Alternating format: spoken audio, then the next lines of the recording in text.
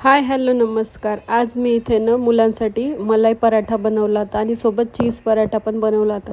मलाई पराठा होता तो माझ्या आवडीचा होता, म्हणजे चीज पराठा देतो आहे म्हणून म्हटल्यावर एक मलाई पराठा देईलच म्हटलं.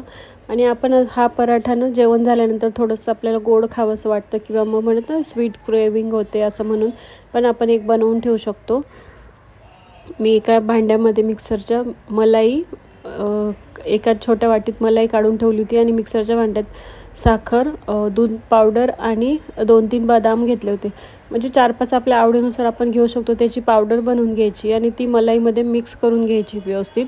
फ्रेश मलाई होती माझी इथे, दुधाची साय जी म्हणतो आपण ती.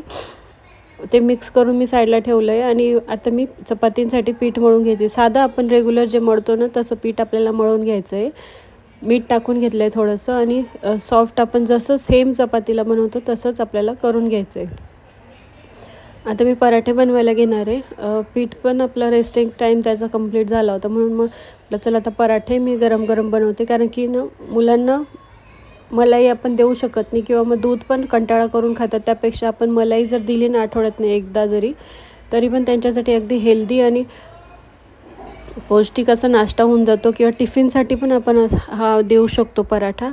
आता चपातीचा नॉर्मल गोळा घेतो ना तसं मी गोळा घेतला आणि त्याचे 2 भाग करून घेतले आहेत एका चपातीच्या गोळ्याचे. म्हणजे आपल्याला 2 चपात्या बनवायच्या, जशा लेयर जे करतो आपण. लेअरिंगवाला पराठा बनवायचा म्हणजे आपल्याला. मी एक लाटून घेतला आहे, तो साईडला टाकून घेते आणि परत मी सेम जो गोळा बनवला होता तेच मी परत लाटून घेणार आहे. तो अगदी पातळ मी असं लाटून घेतला आहे. दुसरा तेल न लावता फक्त आपल्याला असं पराठा लाटून घ्यायचा आहे. आणि जे आपण बॅटर किंवा मग जे क्रीम बनवली होती मलाई आणि साखर वगैरे टाकून, याच्यात आपण गुळही टाकू शकतो, पण मी गुळ नव्हता टाकला, साखरच ॲड केली होती. साखर जर आपल्याला ॲडिशनल नसेल द्यायची तर गूळ टाकून पण छान लागतो. आणि ते मी सगळं आता एका पराठ्यावर जे होतं आपण चपाती लाटून घेतलेली पातळ, त्याला मी पसरवून घेतलं आहे सारखं एकसारखं. आणि आता वरतून जो मी लाटलेला तर 2 चपात्या मी लाटलेल्या होत्या, तो मी त्याच्यावरून कवर करून घेणार आहे. आणि असं आपला फोक किंवा मग चम्मच असतो बारीक, त्याच्याने मी त्याला थोडंसं बाजूने डिटेलिंग करायचा प्रयत्न करत होती, पण ठीक आहे. मग थोडंसं मी अजून लाटून घेतलं आहे त्याला, म्हणजे लेअर चिपकून जातील एकमेकाला. ते शेकताना तर मोकळेच होतात. आणि आपण इथे तेल किंवा तूप किंवा बटर जे वाटेल आपल्याला ते लावून आपण शेकून घेऊ शकतो. मी ते तूप घेतलं आहे. आज एकदम फुल फॅट पराठा असं तयार झालेला आहे. मुलांना आपण देऊ शकतो.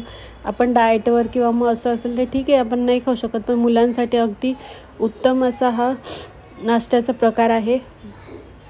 टिफिनसाठी आपण देऊ शकतो. याला छान कडक राहतो, क्रिस्पी राहतो आणि आतून एकदम सॉफ्ट बनतो. जे मलाई असते ना ती आपले पराठा शेकताना एकदम मेल्ट झालेली असते आणि सॉफ्ट बनते एकदम. वरतून मी इथे तूप टाकलं आहे आणि बघा दोन्ही लेअर एकमेकाला न चिपकता मोकळ्या मोकळ्या झाल्या आहेत आणि मलाई पण छान मेल्ट झाली होती.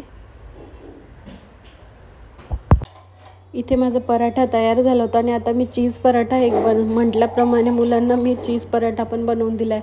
एक आपल्या आवडीचं असलं तर ते एक नक्कीच